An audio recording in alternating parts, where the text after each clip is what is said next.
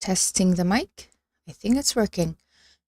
That was normal. Things are normal. All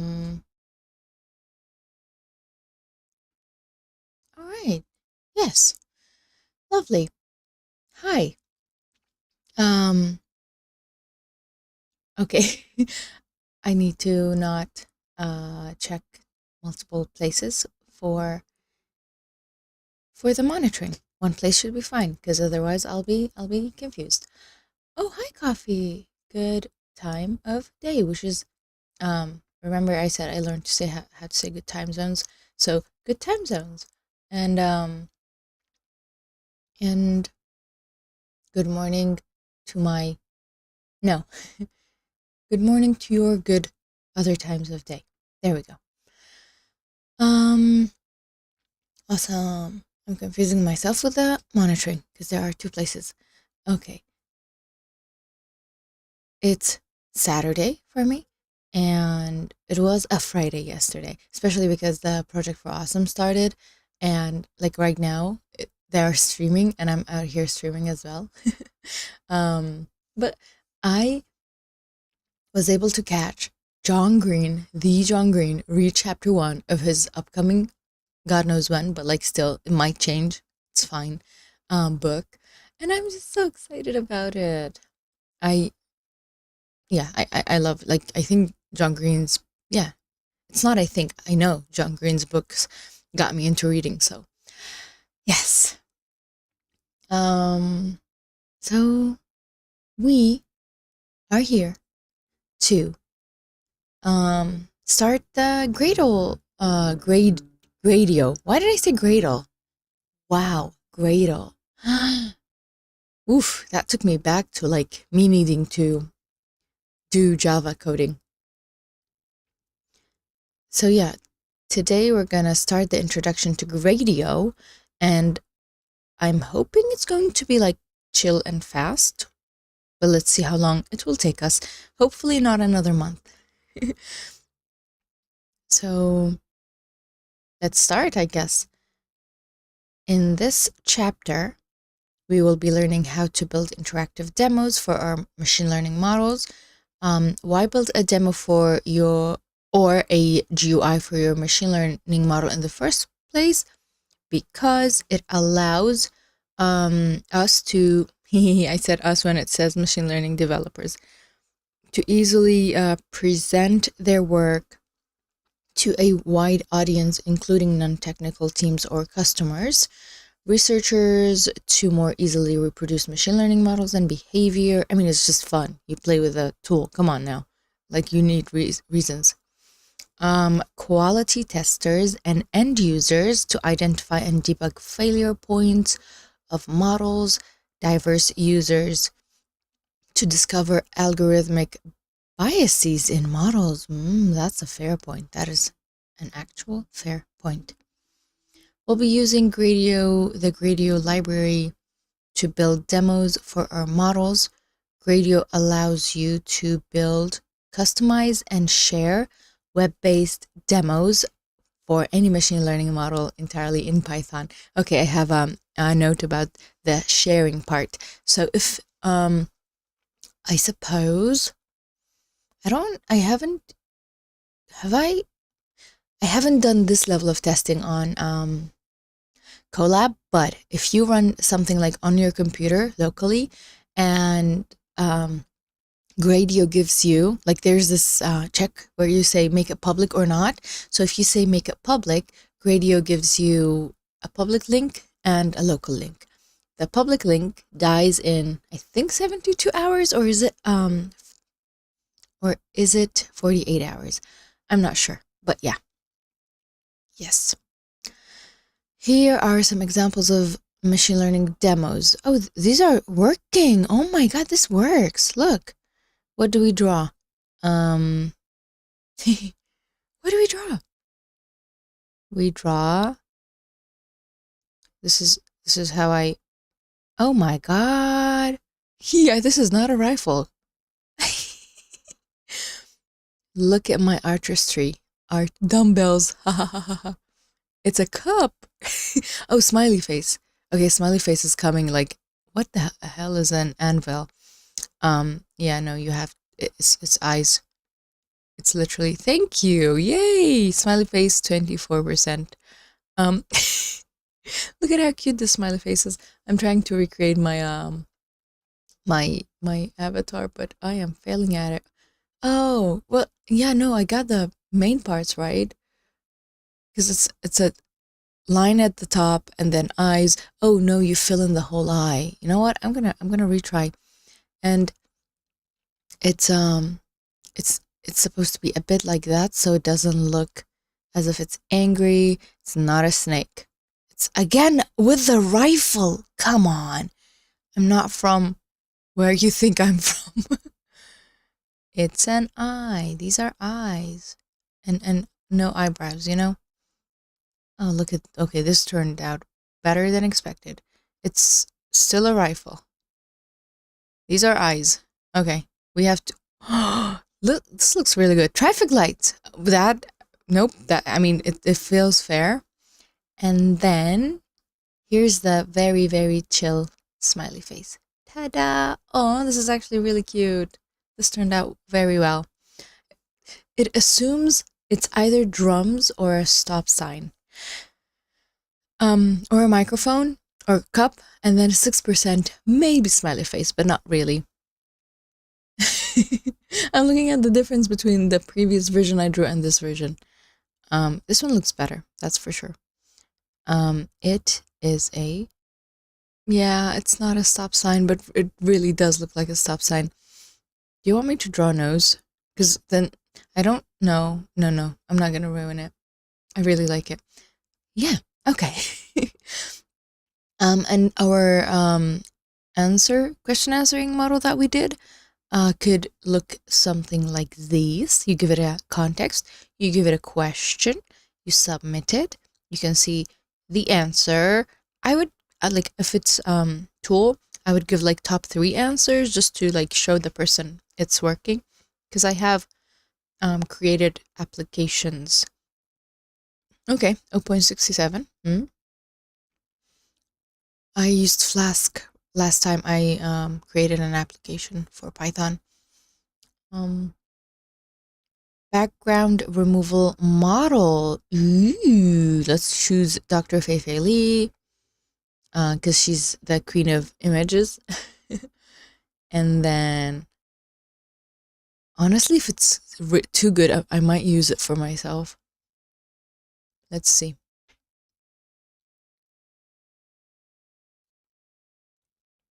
Pretty good. Okay. This robot arm.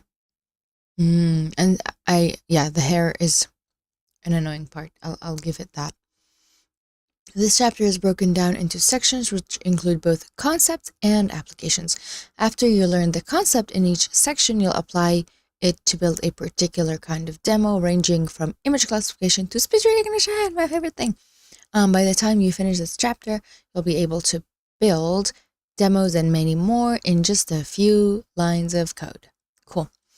We can see examples on the space Hugging Face space. Yes.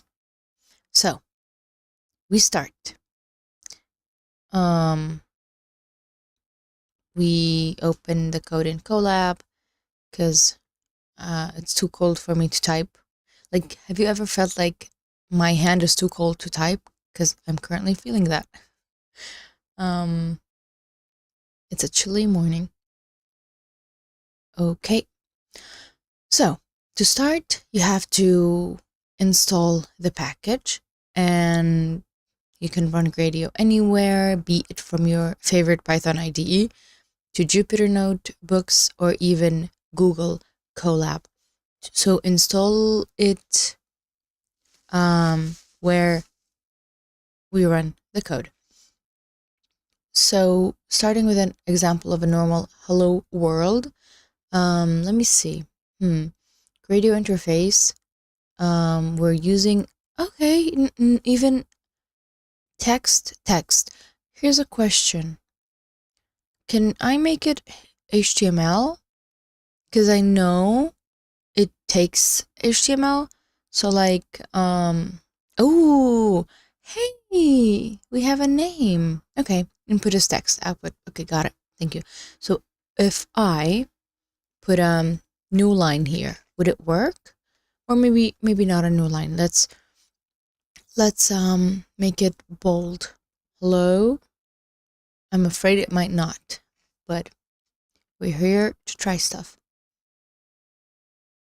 and break things. Yeah, I like that.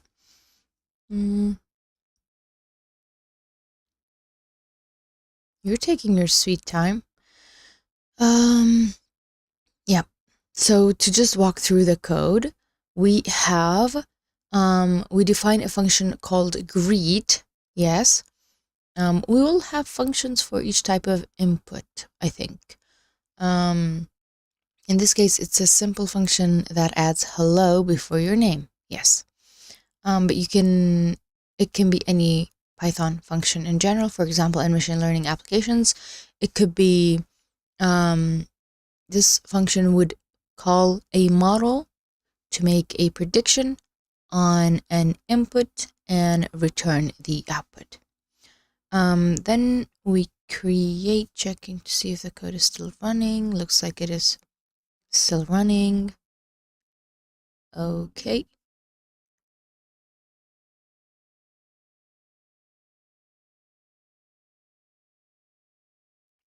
Excuse me. All right. Yeah. So where was I? Make a prediction on an input and return the output.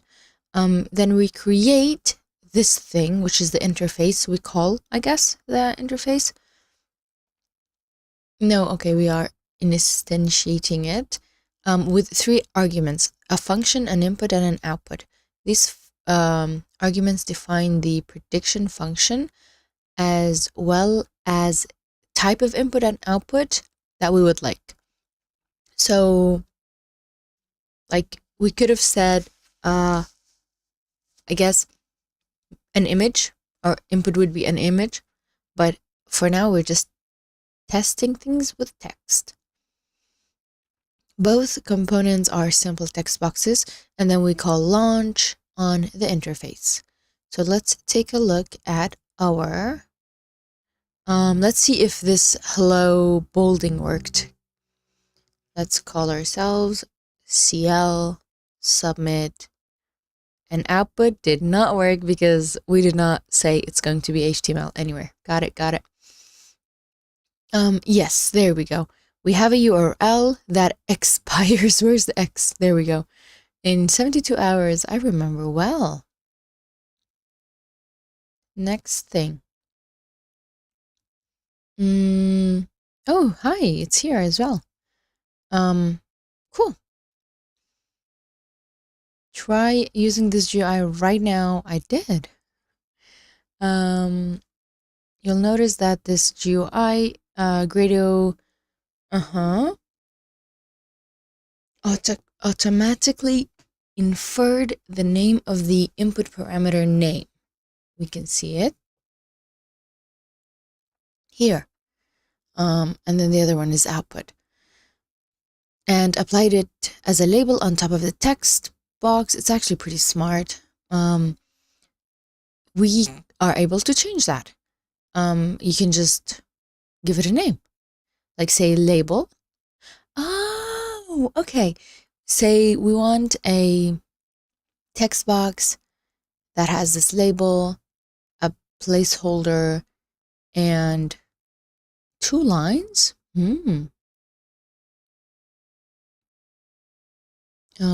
Let's make Jane Doe. Oh,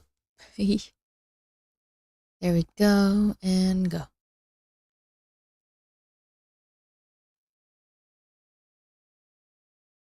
It is loading, and type your name, Jane Doe, and it is multiple lines. Cool.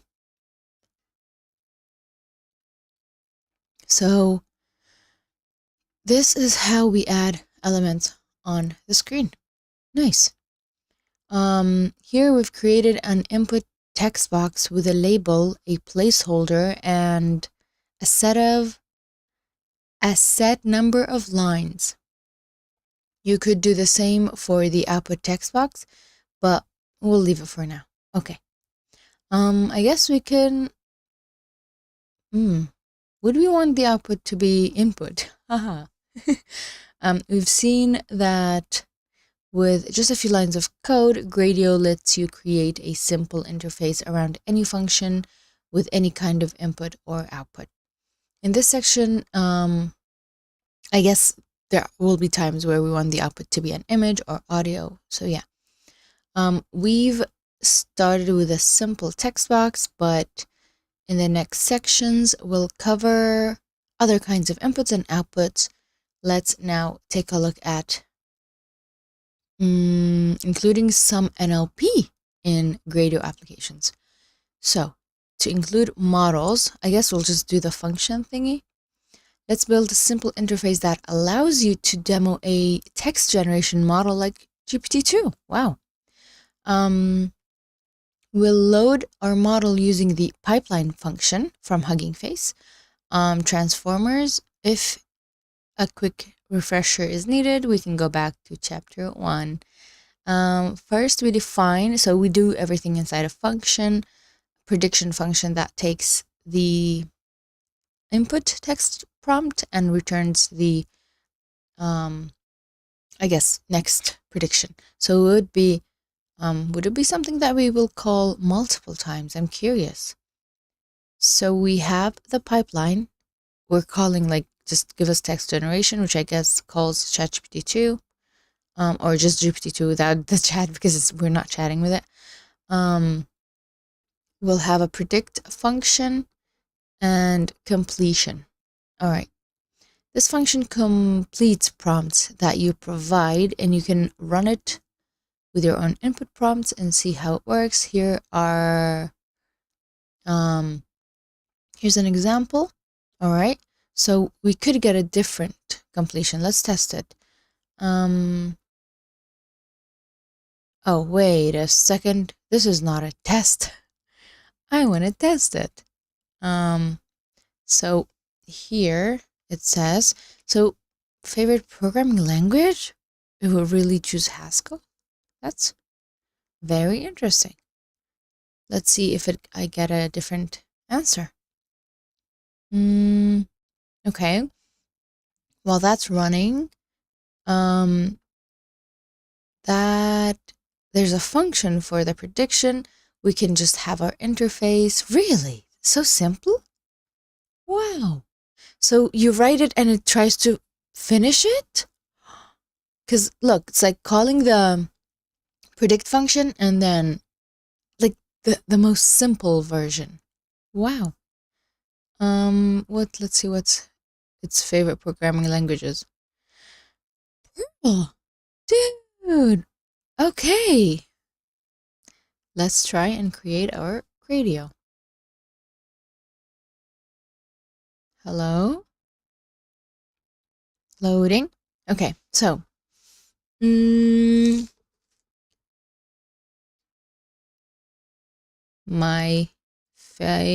okay, favorite. I know favorite is not written that way. Thank you. Planet is, let's see what its favorite planet is. So we're just getting the next token. That's it. Okay. Oh, no, it's not. All right. Wow. It's taking the whole thing. Saturn. Ooh. And it's like that to them. Who's that? And what's them? Oh my God. Very interesting. Yeah. We can also test it here. Nice. Oh, wow. So this was a quick intro to building our first demo. Let's do other stuff. Understanding the interface. Did I call it inference or interface? I feel like I called it inference. But anyway, interface, yeah. Let's understand the interface class better. Understanding the interface class. So I'm curious how fast this will go, because it's just like more fun to me. In this section, we'll take a closer look at the interface class, understand main parameters used to create one. Okay. How to create an interface. You'll notice that the interface class has three, I guess, main requirements, which is the function, the input, the output. Prediction function is wrapped by the Gradio interface. This function can take one or more parameters and return one or more values. Nice. The input component is like multiple types, provides pre-built components, even like a mic. You can record audio from there, or even take a picture from the camera, I'm sure. Same with the output. It's multiple types that provides pre-built components. Could be image, could be text. For a complete list, we can go and look at the Gradio documentation.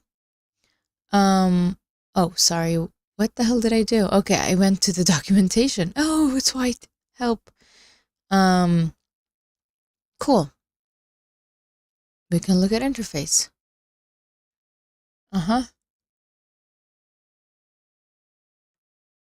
Lovely. See, there are obviously multiple other ones, but these are the main ones. Hello world. I know it takes HTML. I mean, can show it as an output. Anyway, let's not get too distracted.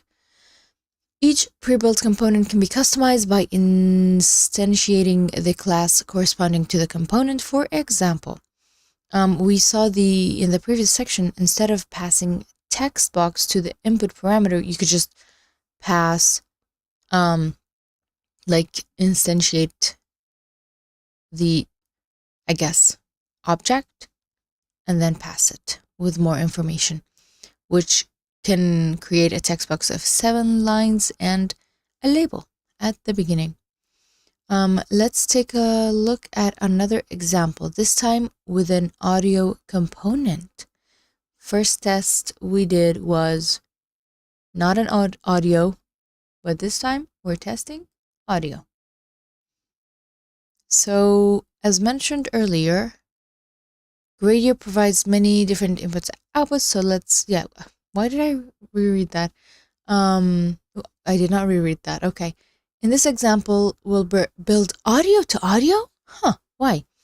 Oh, takes a file and reverses it. Okay, that's funny.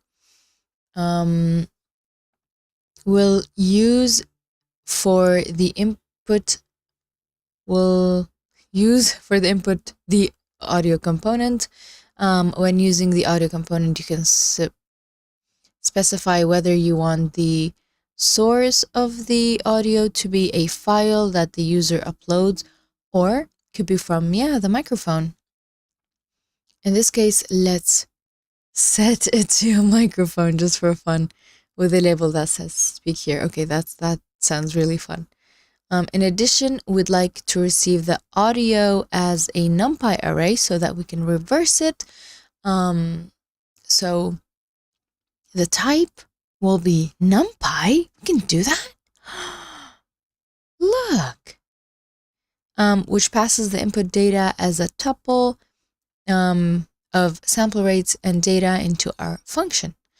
We will also use the audio output component, which can automatically render a tuple or tuple, I'm not sure, with a sample rate and NumPy array of data as a playable audio file. In this case, we do not need to do any customization, so we'll use so we're just calling audio. We're not creating our own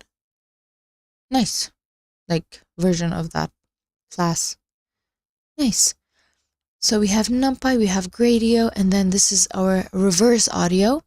But we still do this part where it says, because we want the type to be NumPy. We're saying here's our mic, this is our input, output will be audio, and our function is the reversing. You take the audio, what was? Sample rate. Okay, SR is sample rate, and then the data.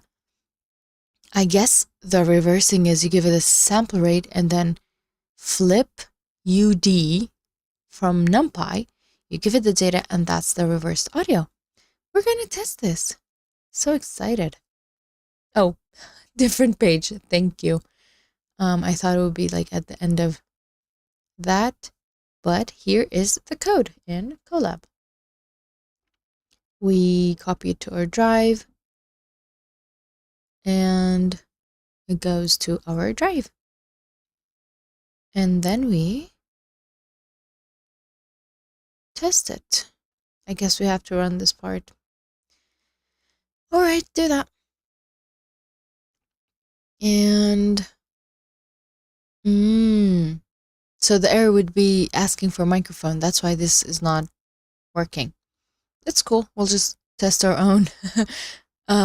So then we'll be able to record our voice and hear ourselves speaking in reverse.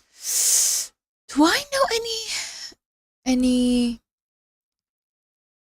reversible? I don't think I do. Like hello would be hello, ole. Would be ole. Okay. We can try and do ole. Huh? Wait. Why? Unexpected keyword argument source.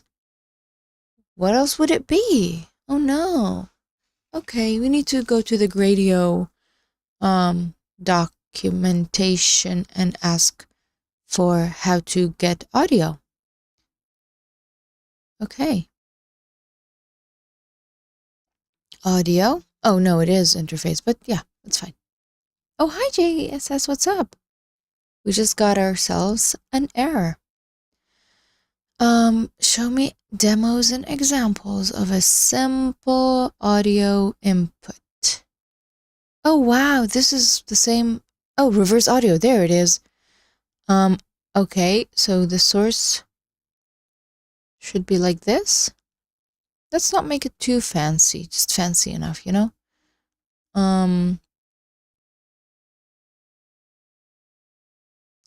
Is your problem with the word audio or I mean source, or how the microphone is being called? Sources. It's sources, not just source. That was the error. Hey, can we flag that? It's sources. Let's flag this. Is there a place to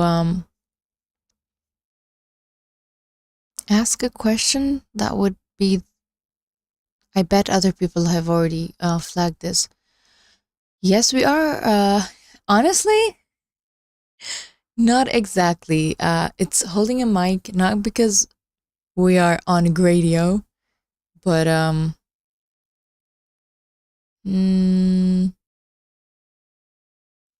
because I said why not. Also, if I am not wearing a headset, I cannot have a headset microphone. So I was like, I'm wearing a beanie-ish, so let's hold a microphone.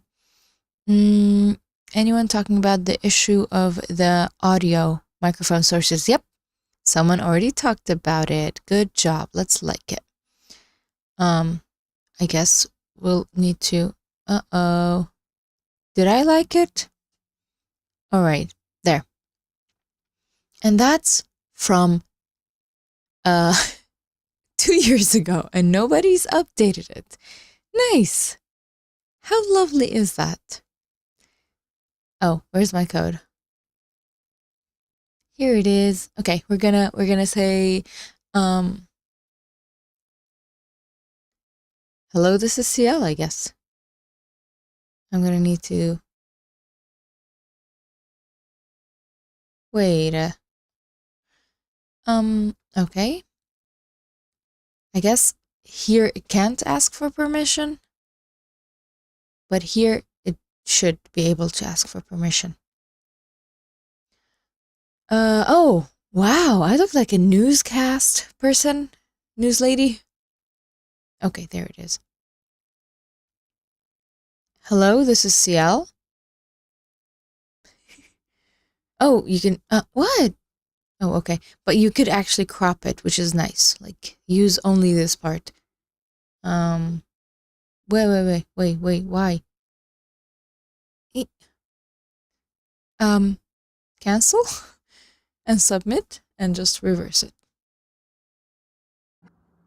Why, well.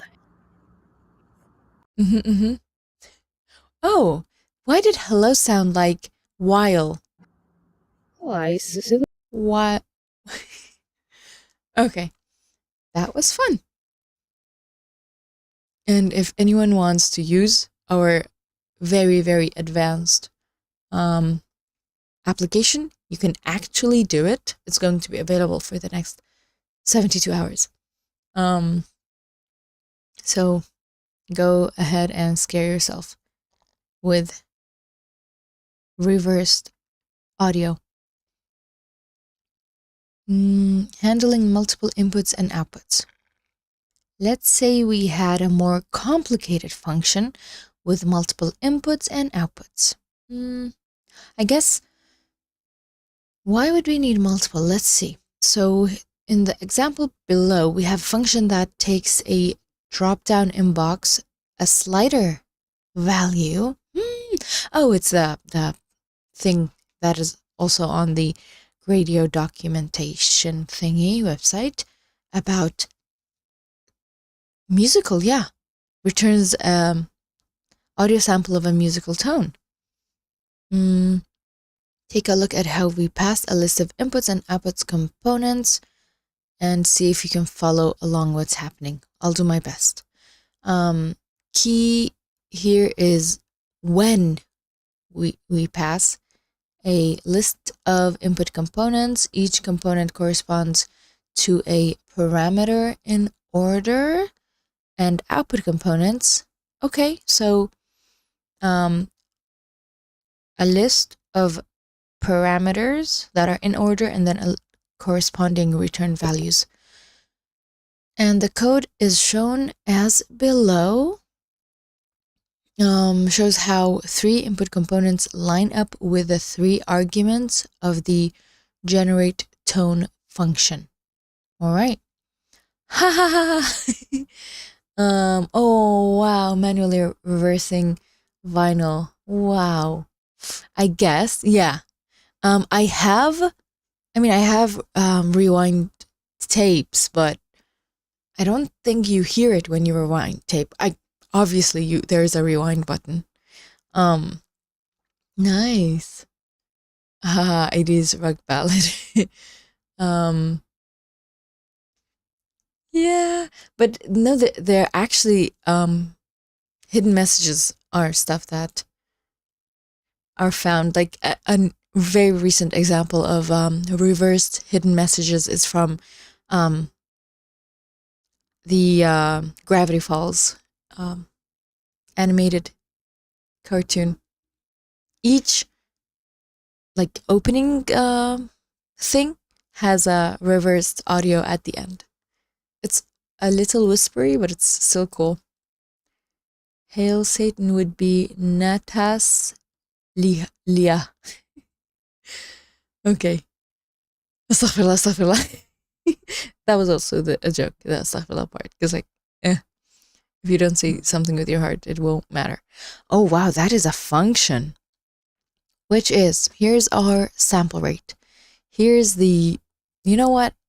I need you to explain this. You're not going to explain what's happening? You're not going to tell us? That's mean. Okay, I'm going to try and understand it. A for frequency tones. Are we creating the tones? That is crazy. 440 octave note duration will be, where's duration? Oh, okay, it's coming from here. Octave is coming from here. Note is coming from here, which is like stuff that we choose. And then we create an audio and do something, and then we return it inside our, so generate tone is being called. That's actual reverse audio, the thing with most of music scare is that it was, oh yeah, that was nonsense when people were told that they were meant to hear, oh really? It's nonsense. Huh. Okay. I guess music in a language that you don't understand could also be considered nonsense while you hear it. So there can always be like parents, I guess, being scared for their kids when they're listening to stuff. Like oh my god. Okay, there's obviously like all this skibbity nonsense that's happening. So we can always panic if we want to. So our input is these three. Drop down of the notes, which is listed here. Type of index.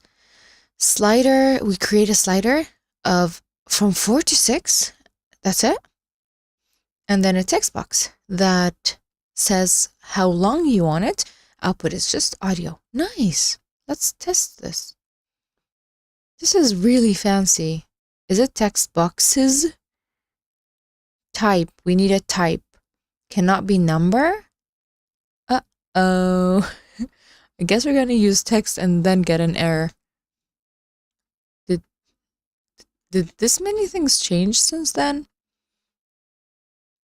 Would we get an error? Because it cannot convert the number? Yeah, okay. Sure, let's have the C note for 3 seconds of an octave of 5. Expecting error. Oh, no error. Good. Huh? How lovely. Wow. Music.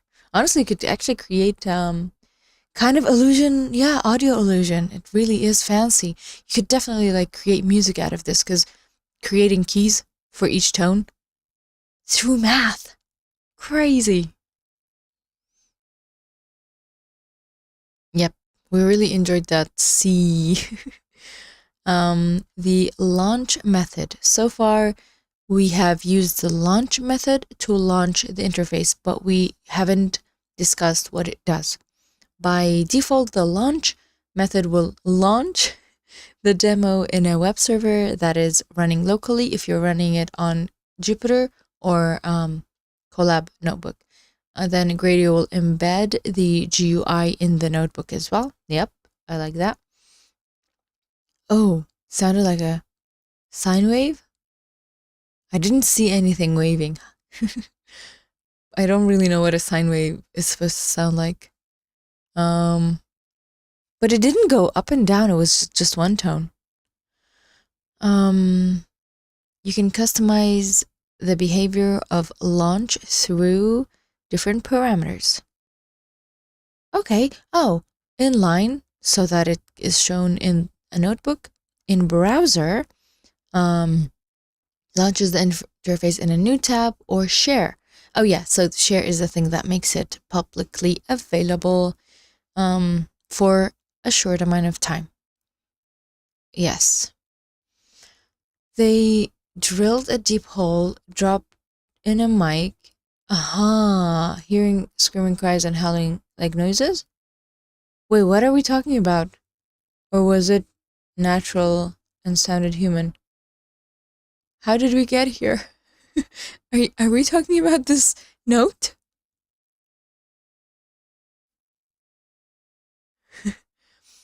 Let's apply it. Let's build an interface that allows you to demo speech recognition model To make it interesting, we will accept either a mic or a file. Come on. The amplitude or pressure wave is what fluctuates. It sounded like that pressure fluctuated like a sine wave? Huh, I don't think it, to me it did, but I could absolutely share that before I put this person in timeout. Yes, nice, we did that. Hold up. I'm gonna give you the link so that you can test it out, because I don't think it went up and down. No random audio subject. Yep.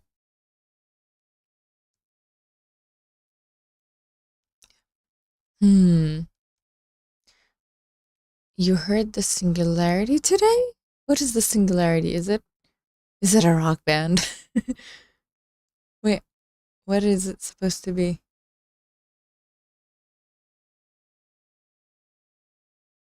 Is the singularity today? If so, when is it? I need to prepare for it. We'll load our speech recognition model using the pipeline function from the Transformers HuggingFace library. If the pressure doesn't go up and down, you don't hear anything. Oh. Huh. So I sent the link. Test it. Pitch is the frequency of change. I don't have enough information about audio. Pitch. Because like pitch can be high and it can be low. But like if it's one tone, it doesn't have to change. I don't know. So yes, I guess speech recognition was in chapter 1 as well. Next, we'll implement a transcribe audio. Really? We're gonna get audio and we're gonna transcribe it? Are we using Whisper? That processes the audio and returns the transcription. Finally, we'll wrap it in an interface with an audio component, not the actual sound of a singularity. No, oh. Okay. I mean, I've heard the sound. Yes. Sound vibrates, yeah. Oh, okay. I guess that movement can be... Okay. Yes.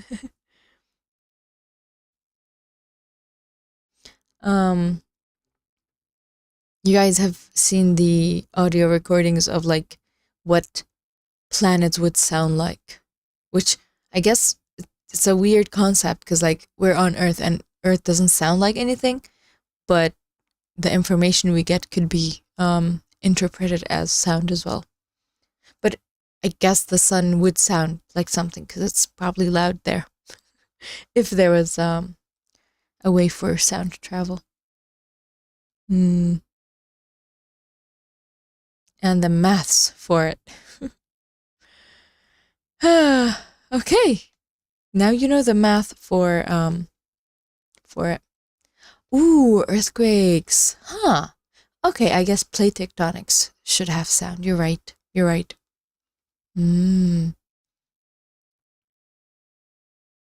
All right.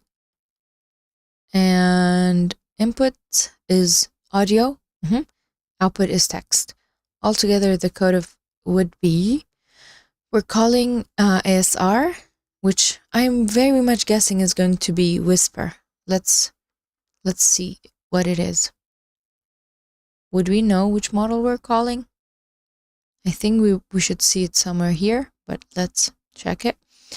And our interface function is calling the transcribe audio. We have multiple inputs, which could be a microphone or an upload, and it's optional. So we could just not send anything within our frequency range of hearing. Okay. Output would be text. In the transcribe audio function, if I recall, a lot of space sound stuff has to be pitched up for Okay. Yeah, same thing. Yeah. To interpret the information that's being received in a way that humans can hear. Otherwise, it would only be dogs. Ooh, no sound occurs without a listener. I don't know. That is a cool concept of like the tree falling. Obviously, the tree would fall. Sound would occur, probably, but I guess sound would be like a receiver should be somewhere. How images might be recolored to make. Oh yeah. Absolutely, yeah. To have it see, for us to see different stuff, because there's a lot of different, yeah, on a spectrum where we could probably just see it as, I don't know. Yeah, even like one example was, I think it was Neptune. When you think of Neptune, you think of the blue planet, and it was like, yeah, but if you saw it with your eyes, it would probably be this color, which was sort of gray. Yeah. Uh-oh, another error, which is supposed to be sources instead of source. Right? That was the error, right? Apparently. Oh, the optional is the problem? I guess. But it needs to be optional. If I make it not optional, then it's going to require it, and I wouldn't know what to do with it. I'm not going to upload two things. Oh, sorry.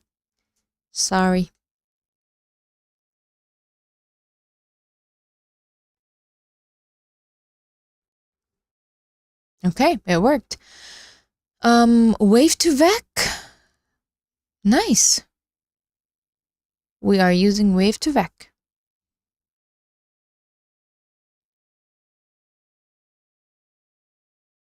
Oh, right. It wouldn't work from here because it needs permissions.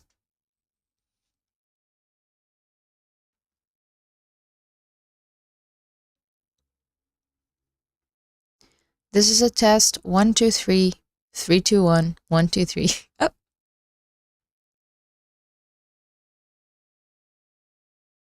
Huh? Oh, sorry. Oh, wow. It had an error thingy. Oh, why is it so loud?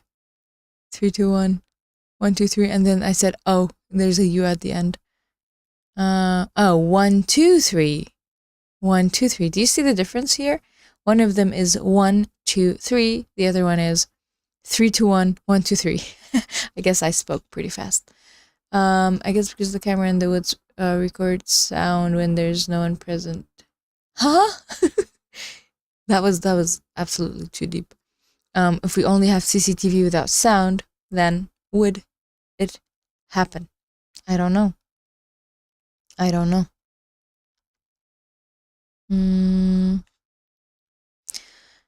That's it. This is a test that we did. That's it. You can now use the interface to transcribe audio. Notice the optional parameters. Yeah, it didn't work for us. Cool. Keep going. Let's keep going. Keep swimming. Ah, what the hell? Ask Rick a question. Do we have a model that's Rick? Sharing demos with others. Now that we've built demo, we can share it. There are two ways of sharing: using a temporary link. Yep. Permanent hosting on Spaces. Interesting. So HuggingFace is allowing permanent hosting. We'll cover both shortly. Before, you may want to polish it up. Okay, polishing our demo. Title and description. Nice. Examples. Oh, I've seen versions where the example is like, it gives you table at the end, and it's like input, and you press it and it goes to input. Yep. Article? To add additional content to our demo, we have the following optional parameters. Might be annoying, but I think thinking sound might not happen when no one is around to hear. It's the equivalent. Oh, no, actually, for me, it's, I guess, the equivalent of saying Earth is the center of the universe is to assume humans matter. I mean, we matter. I believe that we matter, but to me, it's the equivalent of if a if a tree falls in a forest. Um, huh? I mean, it's obviously a joke first, but then second, yeah. If bacteria hear it, then it happened. Yeah. We're not the only consciousness or living thing. We can give it title. We can give it a description, which can be in text, markdown, or HTML. Thank you. Article? Wait, there's a thing called an article? Wow.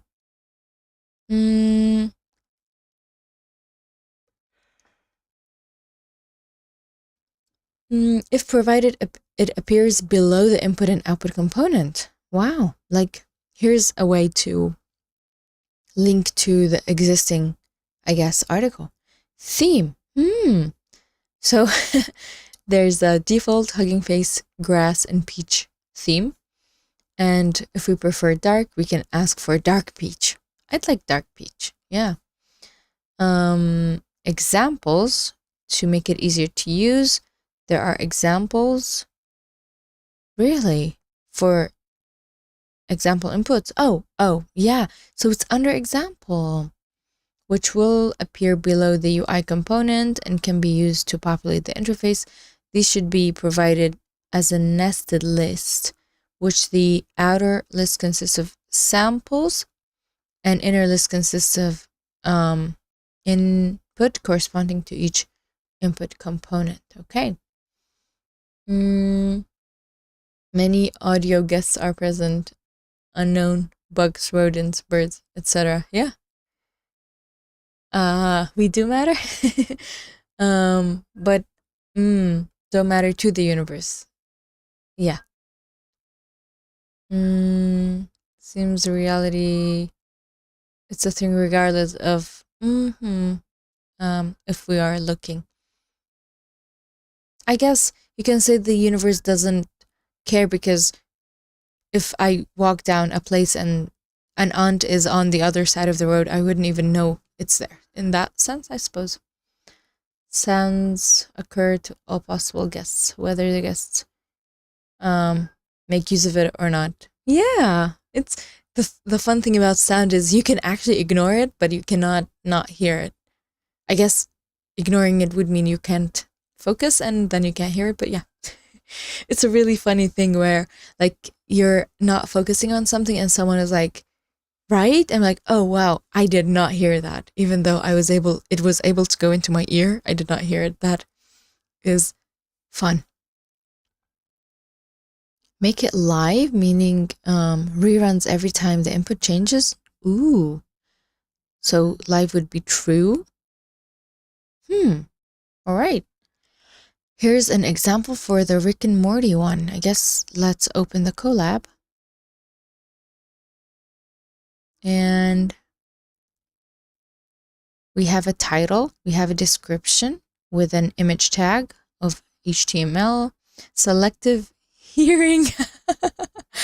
I mean, it happens all the time. It's not only for married people, but I suppose. Article and examples. Nice. Okay.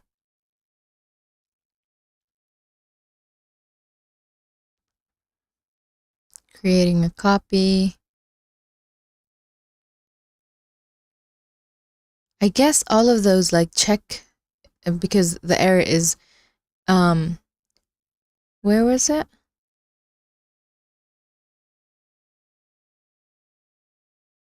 Would there be an error here? Let's see.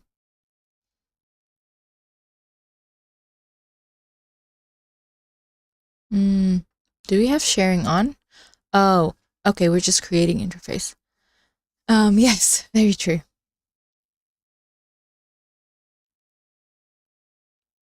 We are saying launch, so it will run. And then we can have it be shareable. But like the other ones, I didn't ask for launching, but I got, oh no. Where's the predict function? Whoa. Do you assume that there's a function?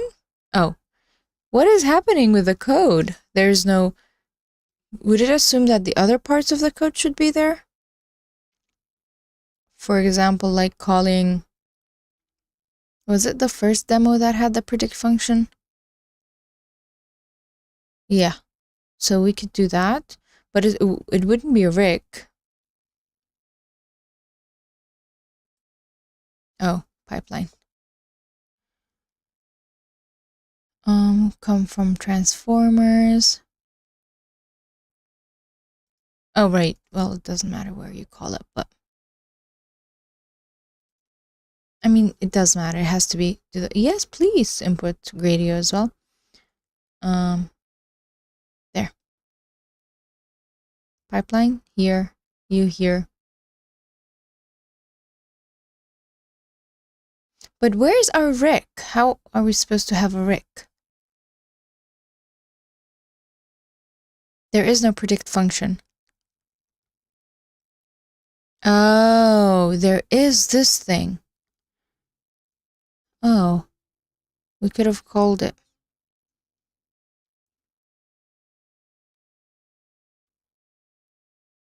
Oh, even that is not available. Very interesting. Rick and Morty bot. Does it still exist? Unsure. Ooh, DeepSeek. Morty? Oh, what? Dude, I wrote Morty. Thank you. Rick and Morty GPT. I guess we could try and test that. We can just call this, right? I forgot everything. No, you cannot just call this. All right. Use this model. Transformers. Okay. Thank you. It's like this. Sorry. And now we try again. Is it broken? It was broken. We're trying to fix it. I guess it's just, there is nothing to predict. Like, where is it coming from? I guess they didn't expect the whole code to be here and they expected this to work, but it's not. And we're creating our own Rick. Wait, this is not finished. Okay. Rick is DeepSeek? I mean, possible. Absolutely possible. Where should we time travel to? That's an interesting example. Let's submit. Huh? You're giving me back my question? What are you doing? It's like, what are you doing? Okay, then. I guess the bot is not working. Rick and Morty GPT is not working, I suppose. We can look at our demo. I guess it didn't initialize well. We could just call for text generation without calling who the model is, but then that would not be fun. We can try that. It is calling OpenAI Community GPT-2. So it's just a normal GPT-2 model. It's not Rick, sadly, but we can still ask where should we time travel to? And it would be like, yeah, time travel doesn't exist, sorry. How do I travel around the world? The following two questions appear below in particular. GPT-2 is really cute. Okay. And we could say sharing true, which creates a public link. But here's the thing. it already created a public link without even us asking for it. Yeah. I guess sharing, you can say sharing false, because by default sharing is true. Okay, good to know. It's available for 72 hours. Because the processing happens on the device, as long as this device stays on, you don't have to worry about packaging any dependencies. If you're working on a Google Colab, the link is automatically always created. Yep, we just saw that.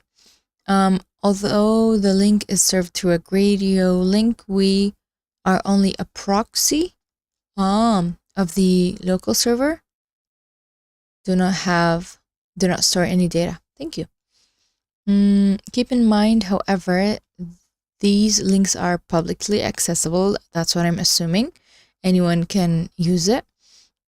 Therefore, make sure to not expose any sensitive information or allow any critical changes to occur on the device. So setting it to false, only a local link is created. Nice. And you can host it on HuggingFace space.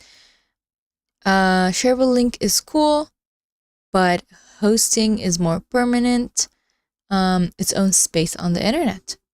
By default, we charge you 20. Why not? And you don't even have to agree to it because it's default, obviously.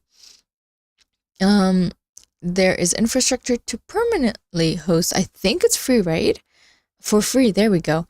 Space allows you to create and publish public or private repo where your Gradio interface code will exist in an app.py file. Here's a step-by-step tutorial. Or we can look at this video below. Let's do that. Pictionary, the one that we just played.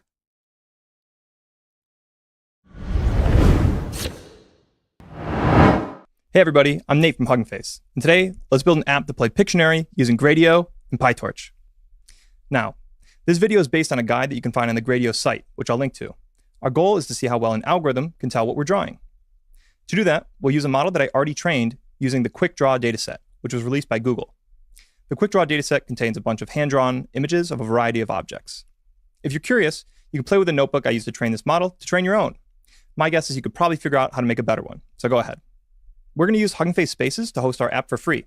So let's go ahead and create a new space. We'll name it Pictionary and make sure to specify Gradio. Once it's created, we'll git clone it to our local machine. Now, here you'll see that I already downloaded a couple files. One is classnames.txt, which is a file that contains the associated class names that our pre-trained model knows how to predict. The other one is pytorchmodel.bin, which is that pre-trained model as a saved file. Now, we'll copy both these files into the repo we just cloned. Next, let's create a requirements.txt file to define our Python dependencies. In this case, it's torch and Gradio. After that, we'll create an app.py file to define our app. And here, we'll start by defining some imports. Then, we'll read in our labels into a string list from the classnames.txt file. After that, we'll have to define the model that we want to load.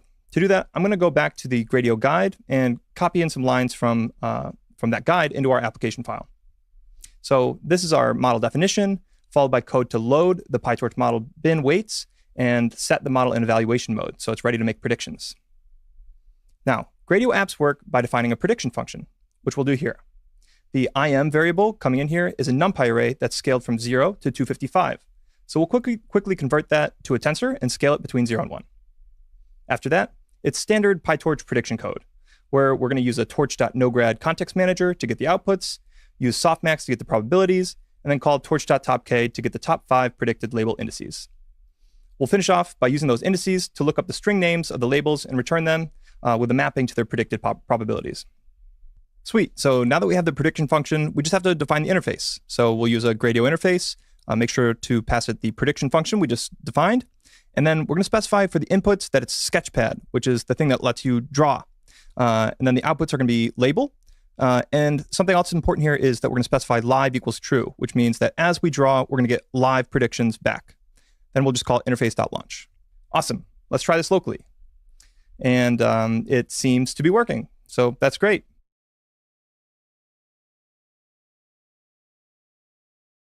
Let's share it with the world on HuggingFace Spaces by pushing it up to the repo that we created earlier. After waiting for a minute for the space to build, we can play with the app in our browser. Now, again, this model is not perfect, so I encourage you to check out the training code and train one that's even better. Bonus points if you're able to make one that's better and includes all the classes from the quick draw dataset instead of the 100 that I limited it to. So that's how you build a Pictionary app using Gradio and PyTorch. If you found this video helpful, give it a like and consider subscribing to our YouTube channel for more content like this. You can also join our Discord server to join thousands of other folks interested in machine learning. Nice. Until next time, thanks for watching. Bye-bye. Thank you. That was a really well-made video. And very well made compared to the other videos we've watched in this tutorial thingy.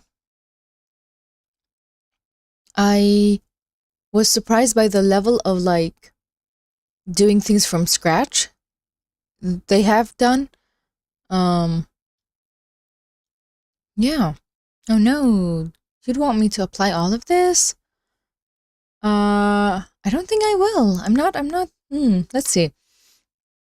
Using what we just learned in this section so far, create a sketch recognition demo from, well, yeah, we saw it earlier. Let's add some customization to our interface and set share to true to have a public link, all right? We can load our list of class names that they prepared for us. Was he an AI or a human? Most likely human. He was talking a bit fast because I'm guessing this video was made not so recently, like at least a year old, I'm guessing. 2 years, yeah. Not as recent, 2022. Yep. But honestly, it's really well produced. We have the list of class names and the pre-trained PyTorch model. Download these files by following the link, download, and then here's the predict function that the guy copied and pasted. All of the code actually. Cool. And here's the part where you make it a face. And that's it. Yeah, you can upload it to HuggingFace and then do the space thingy, which I'm not going to do because it would require me to download stuff, clone stuff. But yeah, it was really bad at recognizing mountains. Oh, let me see if I can draw a cloud. 1, 2, frying pan, baseball bat, and 3. Please don't say it's a hat. You're gonna say it's a hat, aren't you? It's a bird, it's a hat, it's a car. And then we're gonna have it rain because it's a cloud. Come on. Is it snowing? Is it raining? I don't know. Help. Cloud, 0%. It still thinks. How many classes? The guy said 10, right? We can look at this name class thingy, class of names. Click. There we go. Oh, right. Nope. It's a lot more. Here it's 100, but the guy who was doing this video chose less on purpose. Right? I guess not. Why did I think I heard a 10? I guess I was wrong. Or maybe.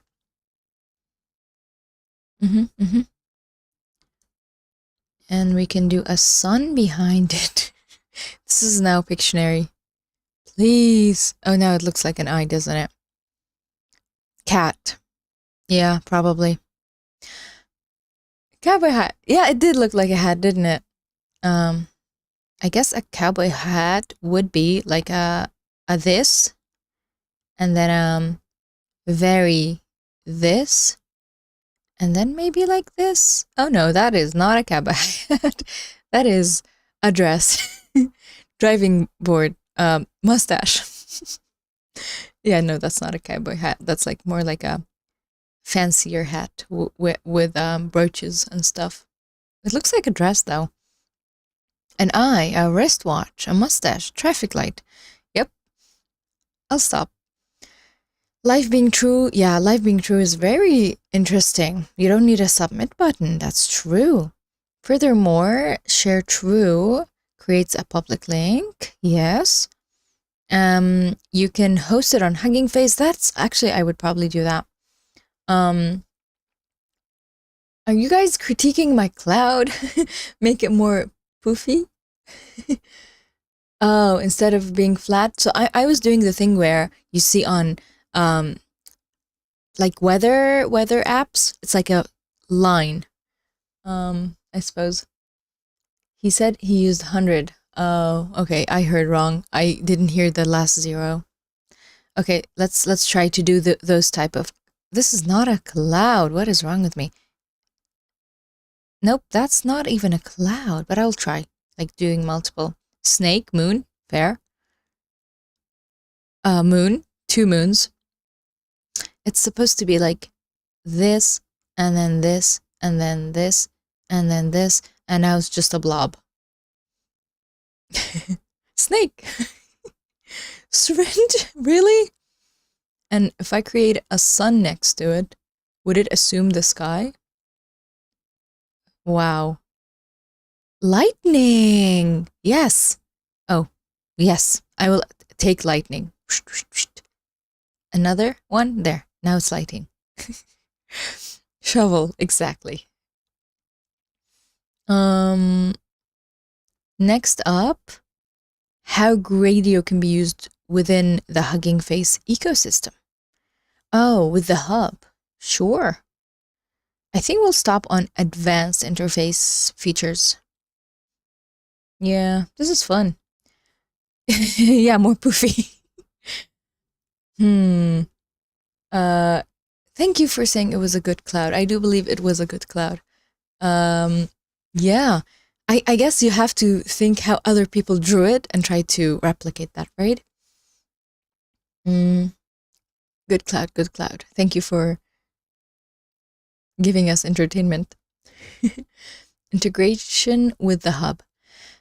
To make our lives easier, it directly, Gradio directly integrates with Hugging Face, Hub, and Spaces.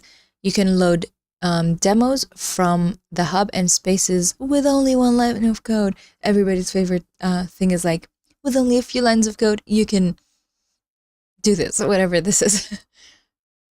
It's a perfectly, I don't know what this word means.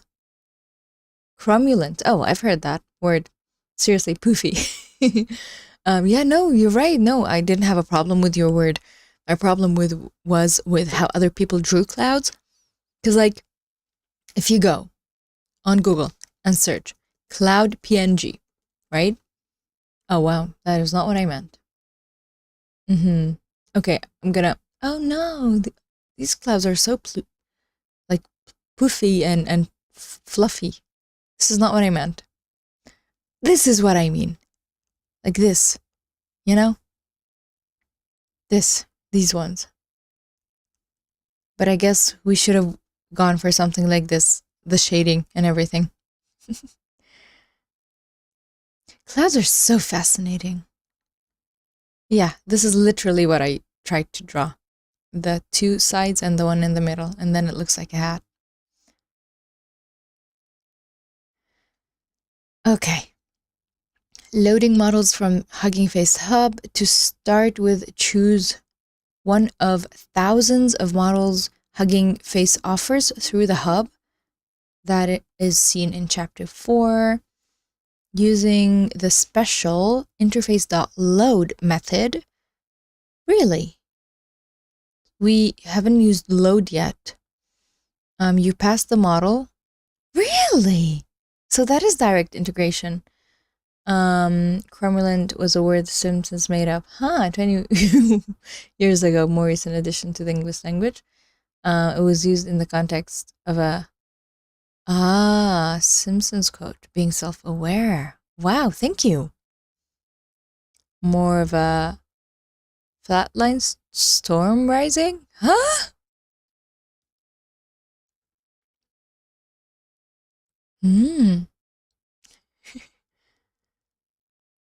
Hugging Face / okay. Followed by the model name. For example, here is the code to build a demo for ChatGPT J. Okay. From Eleuther AI. We have a title, description, and article. And this should be a working code. Okay. Bismillah, let's do this.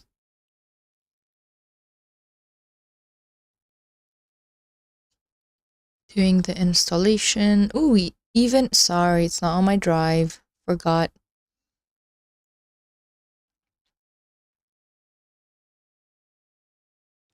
We run this part and then we run this part.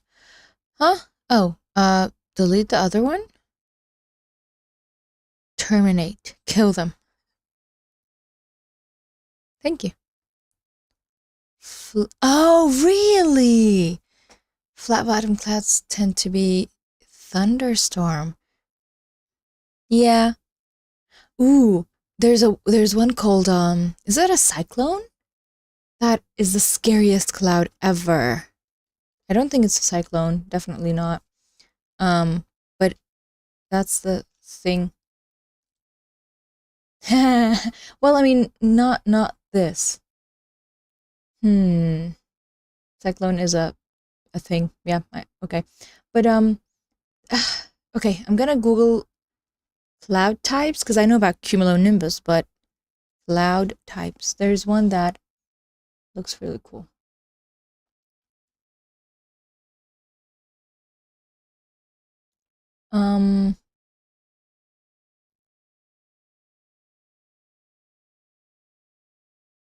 What is that?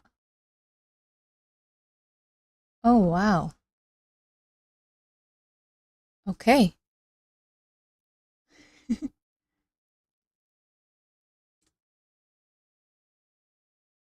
Cyclone is a hurricane, you're right. It just had a cumulonimbus, cumulus, none of these actually.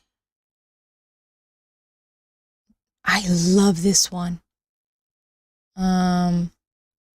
Nope, none of these.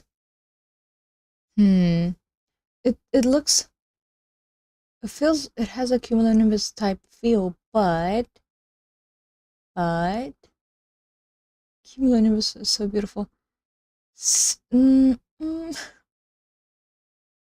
Well, I'm lost. Anyway, but it's not cumulonimbus. Why?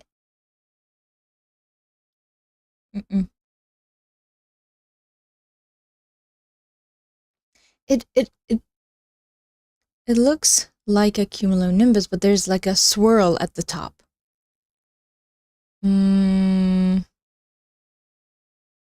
So should I like say large cloud types?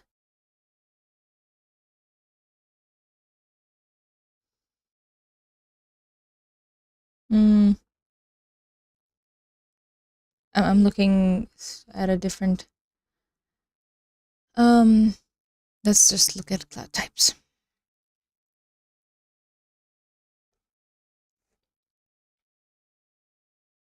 See, it feels like this, but not really.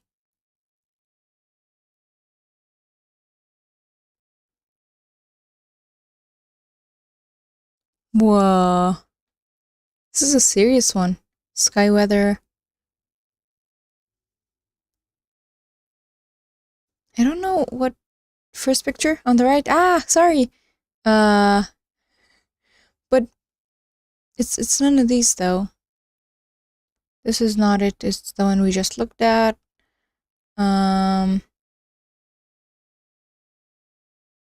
What? It was an Australian page. Those very kind and lovely people.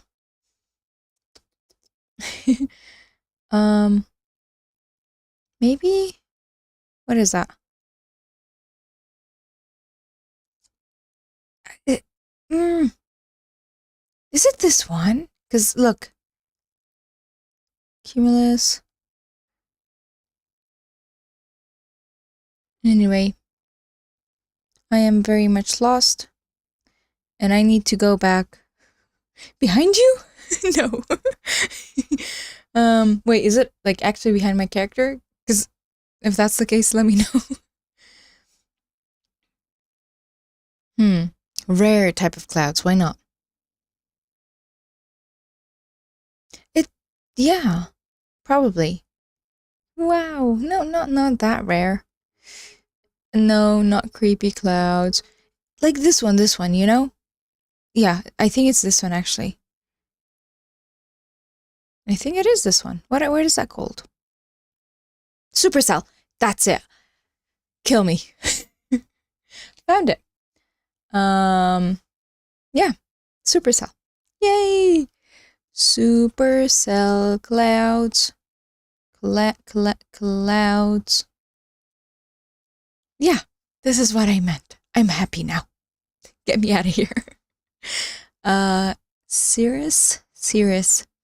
It looks like a cumulonimbus. I guess it could be part of a cumulonimbus, but it has this circular looking. That's why I called it a cyclone. Doesn't it feel like a cyclone? That's a tornado. It's a cloud. Like it can just be there and not do something, but it will probably do something. It's beautiful.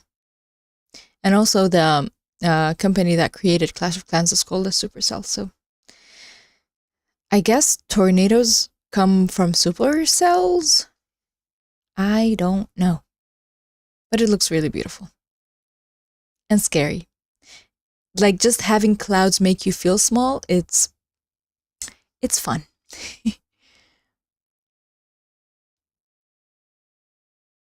And that is our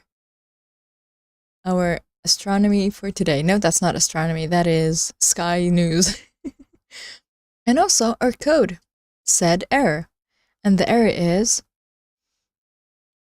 unexpected keyword argument title. Title. But we used it before. Why do you not expect it? From an event listener. This is cool. This is very cool. Having wait, yours worked? Okay. Then why is mine not working? You know what? Let's kill the title and see if the problem is with the title or if it was with scoping, because I'm guessing it's with scoping. Description was not expected, right? I'm guessing like this part has to be not here, because now it will say I didn't expect article, and then it will say I didn't expect example. See? Yeah. So it's a scoping problem, but how and where? I don't know. I've been 1 mile from a big tornado. Whoa, big tornadoes. I guess the United States gets a lot more scary weather. Like you guys have hurricane season, and then it has a line that it will go through. Yeah, when it rains here, I stay inside. Because like, I mean, obviously when you have work, you have to go to work, but driving when it's raining, I'd rather not do it, especially on the highway. But I don't know where this problem is. Event listener. Who is the event listener? We have load. Load does not expect these. Should I just cut these out? If I do that, will it work? Enable queue. Even this doesn't work. Okay, just take the input and leave me alone. Oh, wow. I don't think I'm going to be able to fix this. Because we're using load instead of the normal way of using interface. Would it just work this way?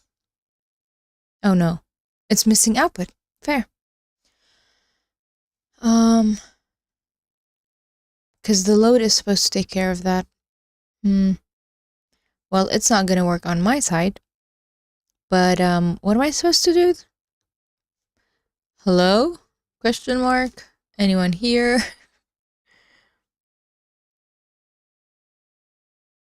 Trainable parameters. Okay, got it.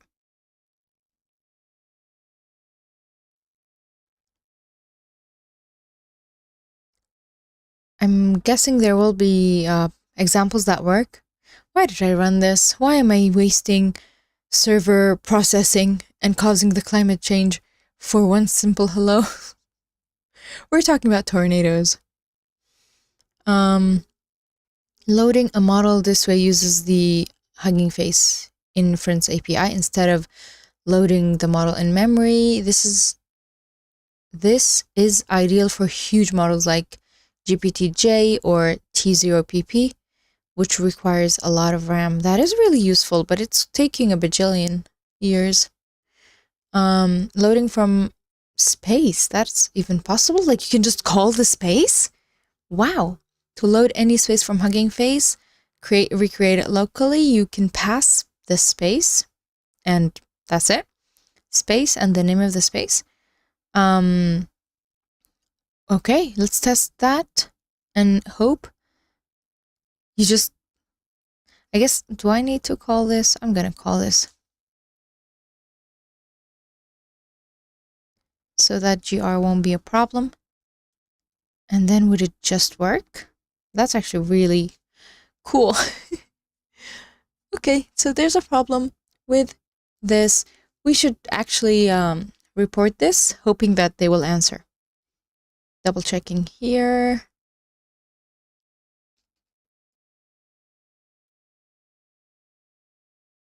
Same problem with load and launch. Okay. But it's working for them. That is the interesting part. Like it's a functioning. Okay, I need to refresh or just stop this. Would it stop? I don't know. I really don't know. I hope it does stop. One cool thing about loading demos from Hub or Space is that you customize them by overriding any of the parameters. Input could be webcam, which I'm not gonna do. Now that we've explored a few ways to integrate Gradio within the Hub, let's look at advanced features for next class. Thank you, class, for being here. We had fun. We're gonna basically, I did expect things to move fast-ish, and they did move fast-ish. If we look at this, I can say we're halfway there if the advanced stuff is not too, I guess the only advanced part would be us reading through what's happening. Ooh, chatting. Because we are not really writing the code. The problem with the loading is interface, the Gradio interface. If you say .load, which is the part where it should work with HuggingFace, it just doesn't work. Are we importing a wrong thing? Thing is, they did not say import anything special. Like if we go back to the integration with the hub, they're not saying integrate anything special anywhere. So we're just running their code. How would I know though? I'm using what they're providing us. I wouldn't know what's happening behind the scenes.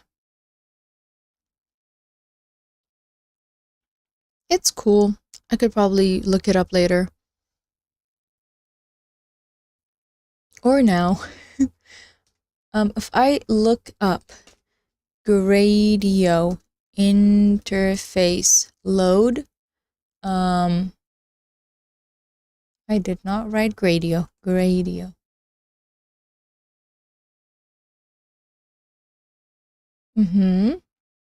So it is something that Gradio does.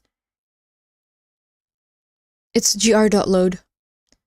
You don't need the interface part. Ta-da! Oh, did not work. Okay. It's like BRB in 15 minutes on a shop door. 15 from when? Oh, wow. From last year. Right. Hoping it's fixed the next day. Yeah. Probably a version thing, yeah. Their stuff's probably fixed. I suppose. But if we look deeper into this, it is a third-party thing that works with HuggingFace, Gradio.load, gr.load, source, we can also say source. Everything has changed quite a lot, actually. So let's give it the source. I guess instead of calling spaces here, you give it the source, right? Let's try that as well. Oh, sorry, too many of these. Would it work? Oh, what is wrong with me? No, because maybe this does not exist? Oh, the config, something about the config. I guess let's check, let's test their own code, which should obviously work, but we are not sure. Okay, this works because it exists. And then gr.load. Do I need to call spaces? You said you cannot get config. If I get spaces twice, that would be weird. Yeah. Could be a private space. All right. I don't think that's the case, though. Like, where's our remove picture background thingy? It was here. And the link to it? There it is. Oh, it's not. It does not exist. Ah, thank you. I guess they have their own version. Let's go look at spaces and steal one. Text to speech. Let's steal this one. Ooh, fancy.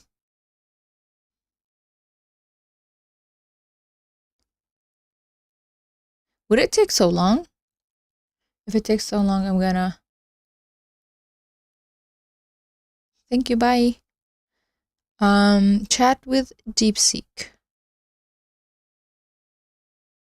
Tiny swallow. Another text to speech. Would you work? Looks like it's working. Okay, let's test this one.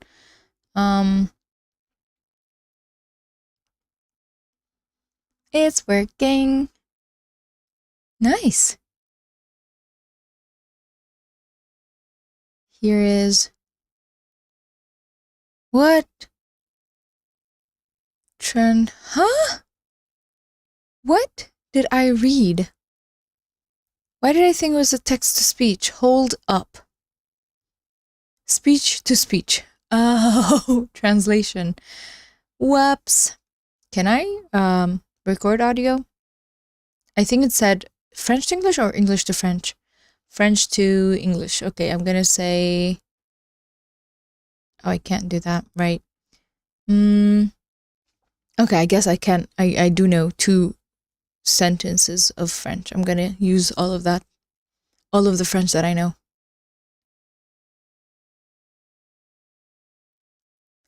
Bonjour, je m'appelle Ciel. Au revoir. That's all I know. Help. And it would be in audio form? Very interesting. Let's try that. I'm scared it will translate my name. Please don't translate my name. Now we have a link to a space that is like, this is our link to this space. That's weird, right? I'm scared. Play?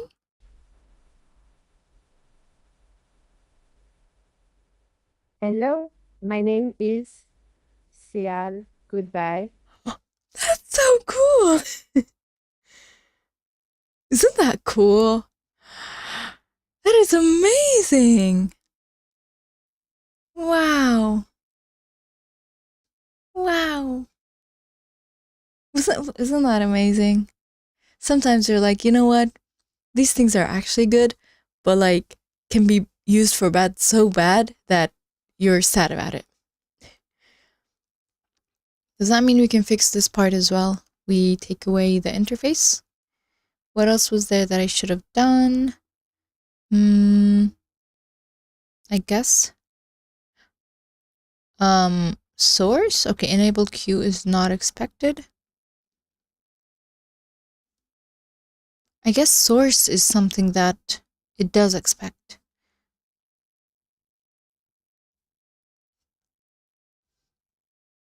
Let's remove queue. It works. We fixed it. Nice. I'm not gonna run it because it's it takes way too long. Ta-da! We fixed everything. Oh, the remove background thing does not exist. Got it. Got it. And that was that.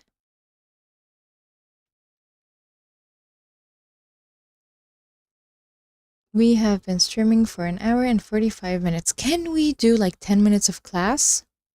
How much time do we have? I feel like I'm not sure. Okay. Reasoning and planning. We can do 7 minutes of class. Let's do that. So that's one thing. Another example that we can do here is unsupervised induction of prompts like this. And so generalization is Induction. Oh, let me fix the audio thing. the problem. So why can't we just induce these prompts automatically? And the way we did this is, and this is another paper by Zora who did the Trove work. And the way we did this is we essentially did something very similar to Trove, but instead of inducing tools, we basically induce prompts for specific workflows that the agent wants to do. So what we do is we have the agent perform a task, and it will click through and do the whole task. This is for web navigation tasks. We then check if the task has been solved correctly. And if the answer is yes, then we do that. If the answer is no, then we don't do this. For Trove, we did this through like self-consistency between the answers. But for this, we just like mostly asked a language model whether the task looked like it was solved appropriately. And if the answer was yes, we said it was solved properly. Then based on that, we split it down into workflows. So we ask a language model to divide this into like different workflow steps. And then we add this back into the memory. And we did this on a website by website basis. So we did it for individual websites. And because you do that for individual websites, you can end up inducing prompts that look a little bit like this, essentially, that are like, first, in order to open an issue, or in order to find existing issues, I did this, and then I did this, and then I did this, and then I did this. So it's a way to kind of induce these automatically. So I mentioned that step with the manually curated things. It went from like 15 to 36. Agent workflow memory with the automatically induced things went from 15 to 35.5. So we didn't quite match human performance in terms of prompt engineering, but it's pretty close. So I figure that that's Wait, how are the numbers supposed to work? I forgot. Is the lower the better? kind of one level of improvement that you could expect from better environment understanding on these complex environments. Yeah. Does the language model do a good job on evaluating trajectories? Does the language model do a good job on evaluating trajectories? This is a great question. I think it's much easier to evaluate trajectories than it is to generate them. It's still not perfect. And I have a lot of firsthand experience because I like use coding agents in my everyday work. And I'll talk about this a little bit more next time, but I would guess that in my personal experience of asking AI agents to do pull requests, it's like 70% both precision and recall. And what I mean by this is it gets it right 70% of the time. 30% of the time it's a false positive where it said it was actually correct and it's not. And 30% of the time it's a false negative where it said it was not correct, but it actually was. And the biggest source of false negatives for like coding stuff was that like it finished most of the problem, but like the final details were not correct, but it's still mostly like, or it couldn't run tests, or the code wasn't like immediately running in the environment because the environment setup failed, not because the code was wrong. So there's also examples like that. Yeah. Was like the bottleneck was environment understanding. I thought it would also be tied with evaluating the trajectory itself. Yeah, that's a good question. So the bottleneck, if the bottleneck was environment understanding, wouldn't that be tied with evaluation? I think the answer is actually not really. And like, if you think about the problems, if you think like, just look at this example of a prompt. Like, you can kind of tell if you look in hindsight and if you look at all of the like steps it took, you can kind of tell if it found the issue appropriately, but it doesn't know how to do it. So I think judging is definitely easier in this case. It's not always the case. Like it's sometimes judging like fake images is really, really hard, but like in this particular case, I think it's easier. Yeah. Cool. Cool. Okay. Another thing is environment exploration. And environment exploration is More fine-tuning. Right. something that you do before you even start solving a task. And there's a lot of this. If you take an RL class, this is going to be like, there's going to be whole like sections on this. But the basic way that you can do this is give the agent a sense of like curiosity. And what I mean by curiosity is like you reward the agent whenever it discovers new things, or you can. For me, I guess giving it a sense of curiosity would be like if you take the example of gradient descent, you don't want it to just want to continuously do mini steps, or like sometimes you have to do jumps where it takes you different places, you know? Yeah, like I can visualize that. Continue the agent on the trajectory when it starts discovering new things. More fine-tuning post-training. Yeah. Okay, yeah, that obviously will help. You're right. A very famous paper on this was by Deepak Pathak, who's actually here at CMU now. And they came up with an objective function for RL agents where you give it a reward anytime it's hard to predict the environment. So anytime you're in a place in the environment where it's like a language model is not able to accurately predict the next, how the environment is going to change, then that's a section that you should be exploring more and understanding better. So there's methods like this. Specifically within LLM style agents, this is one example. And the way it works is essentially they sample a fake instruction, and then they have the LLM agent try to perform the instruction in the environment that it's in. Wait, if you give it a fake instruction, then the thing may not even be there. Now I feel bad. And so you might give it the GitLab top page and say, please go open an issue on the bagel repository that says I need more bagels or something like this. And if you did that, the LM agent would then try to go execute that action. But the problem is, what if there's no bagel repository? This might fail. So the LM agent might go and do something else. It might go like open an issue on a different repository or something like this. So then they have an LM-based labeler to go back and relabel the trajectory and say, actually, it looks like the trajectory was doing this. And so they have this like iterative refinement process where they like automatically create trajectories by going back and forth with this kind of like exploration. And so that's one example. Nice. I don't think I can continue because internet is fine. Yes, good. Because I'm sort of out of time, but I think I might start. Oh no, next lesson would be in a week. It's fine.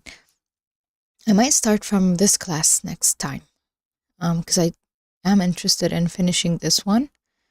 And the next one would be agents for software and web browsing. That is so interesting. Okay, let me update the time so that we come back to this time. Nice. I think we're done today. I had fun. I learned about the supercell cloud, which I already knew about. I just forgot the name. We translated French to English, and we fixed so many issues with this. Now I honestly feel like I learned more if I hadn't needed to fix those problems, you know? They should sometimes sprinkle those like learning, you know, tutorials in errors just so that you can explore, but not like too much, just a little. Otherwise I'd be scared and run away. HF Agents course started, by the way. I know! I do find it very, very interesting. I just don't want to start it without finishing this, you know? Like it would mean like I am abandoning stuff, and I am not that person. Yeah.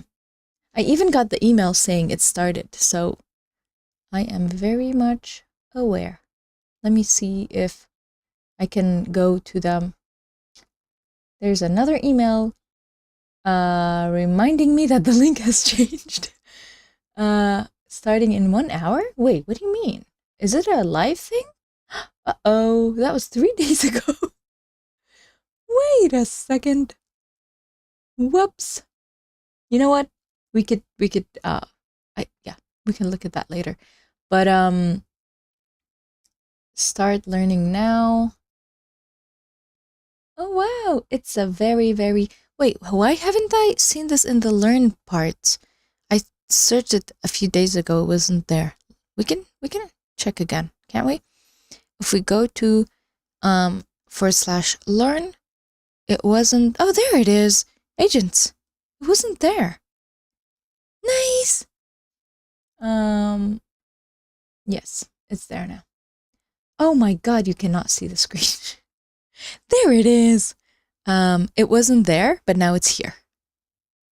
There.